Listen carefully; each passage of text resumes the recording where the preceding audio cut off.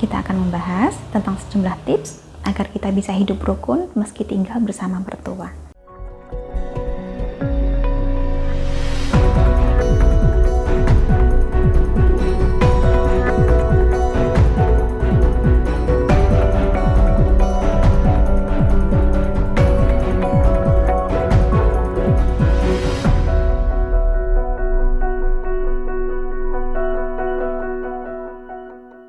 Salam Rahayu, dengan Dewi Suntari di sini.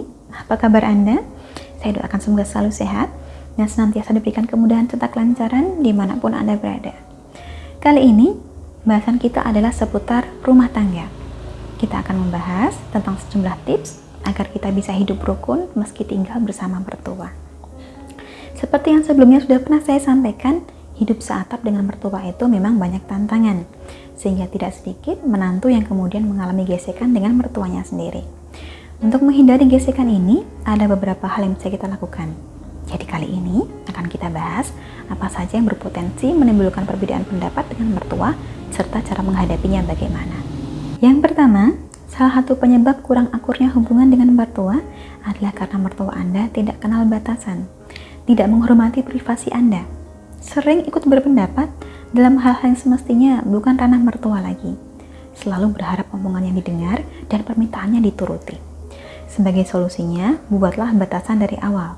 Sebelum tinggal bersama mertua, diskusikanlah dulu dengan pasangan tentang seperti apa kebiasaan ibunya. Buatlah aturan dasar untuk setiap orang. Contohnya termasuk giliran memasak, giliran bersih-bersih, atau giliran membuang sampah. Selain itu, usahakan dalam 1 minggu ada 1 hari yang benar-benar diluangkan berdua dengan pasangan. Jadi ada jedanya, agar seorang istri tidak merasa terperangkap dalam kewajiban rumah tangga yang tidak ada habisnya.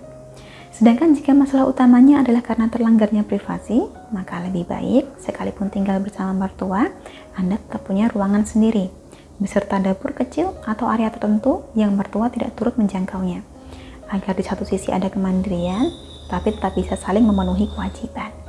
Kemudian persoalan kedua, yang juga sering menjadikan perbedaan pendapat dengan mertua adalah soal mengasuh anak. Sebagian mertua masih memiliki pandangan lama dalam mengasuh anak. Jadi seringkali mertua merasa bahwa Anda terlalu khawatir pada buah hati Anda.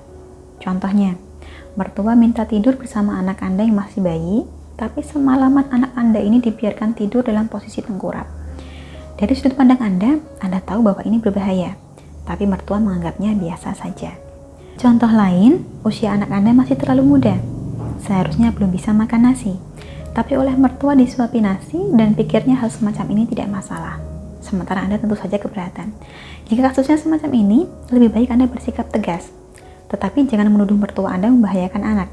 Sampaikan saja bahwa Anda merasa tidak nyaman, sebab jika bayi ditidurkan tengkurap semalaman, ada resiko bahayanya.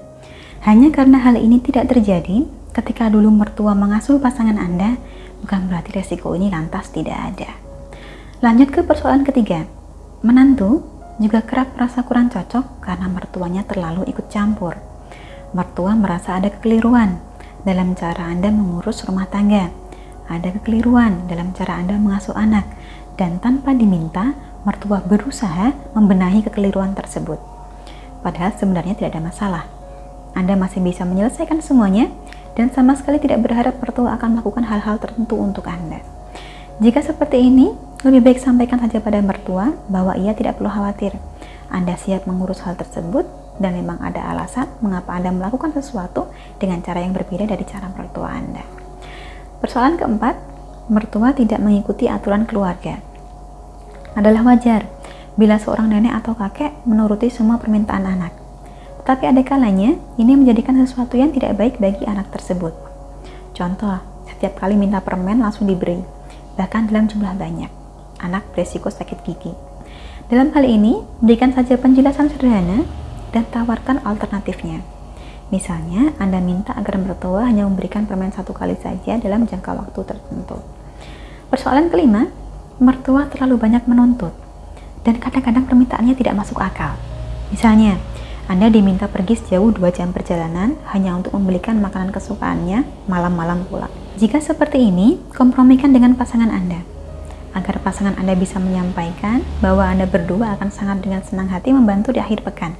Tetapi memang tidak memungkinkan bila setiap saat mertua berharap didahulukan, sebab Anda pun punya kegiatan. Persoalan keenam, mertua berkata kasar atau bersikap kasar. Dalam situasi ini, tetaplah bersikap sopan meskipun mungkin Anda merasa emosi. Lalu sebisa mungkin batasilah interaksi dengan mertua. Persoalan ketujuh, mertua sangat dramatis dan sensitif, gampang sakit hati dan sering membesar-besarkan masalah. Jika terjadi semacam ini, bicarakanlah dengan pasangan. Kenali mertua Anda dengan lebih baik.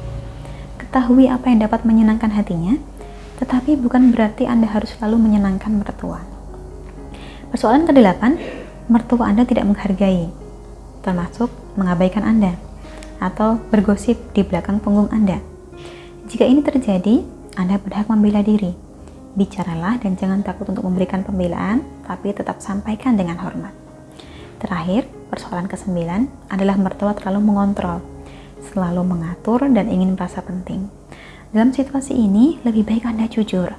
Sampaikanlah bahwa tidak semua sarannya dapat Anda terima, dan Anda ingin menangani segala sesuatunya dengan pasangan Anda. Intinya, yang perlu Anda ingat bila tinggal bersama mertua adalah membuat batasan, menghindari perdebatan, meminta bantuan bila perlu, dan ada kalanya Anda tetap perlu tahu kapan harus diam. Kurang lebihnya, demikianlah tips untuk Anda yang ingin hidup rukun dengan mertua di bawah satu atap yang sama. Tentu saja akan jauh lebih bijak lagi bila kita sudah berumah tangga, lebih baik tinggal mandiri. Akhir kata dari saya cukup sekian. Terima kasih banyak telah menyaksikan. Sampai jumpa di kesempatan selanjutnya dan salam rahayu.